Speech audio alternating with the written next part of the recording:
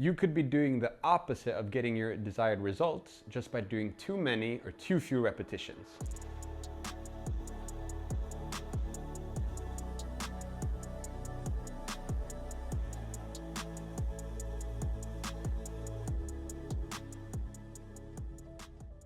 Welcome to us at Goat Sports for another competence video. My name is Adrian Skepi, and together with me is my colleague, Martin Strante.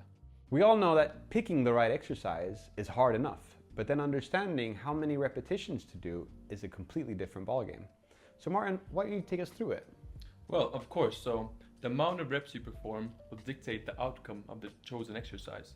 Just like when we're cooking and we're following a recipe, how long we cook something or how much we use will of course impact the result. Just like boiling eggs. It's the same thing you're doing, but if you boil them for a few minutes, it's soft boiled, and a lot more, it's hard boiled. Exactly. Well, it's not quite like this in training, but if we generalize it, if we perform low reps, let's say about 1 to 5 repetitions, this will build more strength, how heavy you lift something. But if you're doing something about 8 to 12 reps, that would put more focus on muscle building, how big the muscle gets. And if we move more up towards like 20, 30 reps, this will put more focus on muscle endurance or cardio. So that's generally speaking.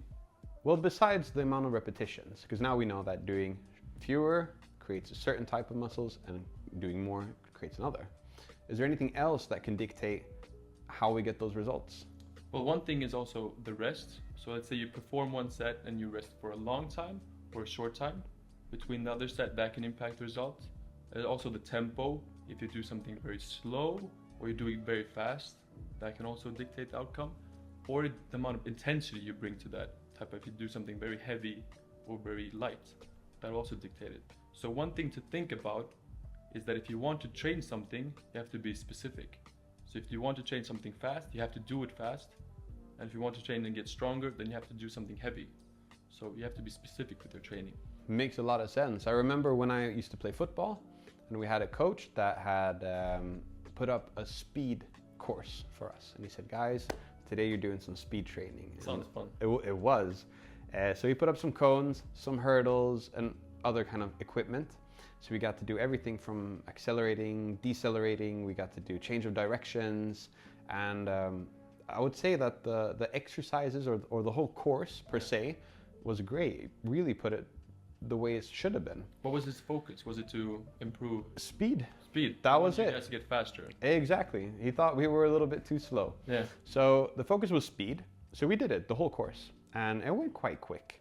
When I did it first time, I felt okay. Speed. I had to work quick feet. I had to do quick and tight changes of directions, and it was fun. But then we just went back and then did it another time. Yeah. And then another time and another time. So fourth, fifth round, it wasn't as fast, and we ended up doing this non-stop for about 7-8 minutes.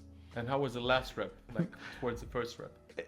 It was like day and night. Yeah. Because it started off as a speed drill and it ended up being conditioning. Yeah. We just learned how to turn through these courses, but not developing our speed at all. But like if you think about it now, what could have you changed? Like what could have been done differently? Oh, I would definitely add the rest, because the exercises, they were good. The intensity that we had or that we could bring were good, but we got no rest. Yeah. Where would you put the rest? After the course. Yeah. So I was very simple. So I would do it once. Yeah. And then rest for enough time that I actually could recreate it, and then do that again. And then as soon as we get better at it, I would maybe even shorten the rest a little bit, just to challenge us in being strong and tired. Yeah. Kind of like that. Super simple. Like if you want to do something fast, then you have to do it fast. And if you're resting too little, then you start going slower and slower. But if you have enough rest, then you can keep doing it fast. Exactly.